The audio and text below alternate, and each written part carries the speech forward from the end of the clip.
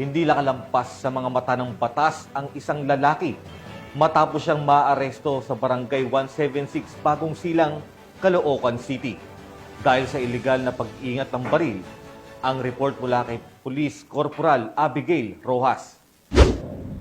Arestado ang isang 37 anyos na lalaki matapos mahulihan ng iligal na baril ng mga operatiba ng Caloocan City Police Station sa Barangay 176A, Bagong Silang, Caloocan City, dakong alas 12:50 ng madaling araw.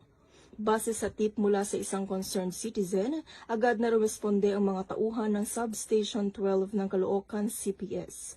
Nakita ng mga pulis ang hawakan ng baril na nakalitaw sa bewang ng suspect kaya agad itong inaresto.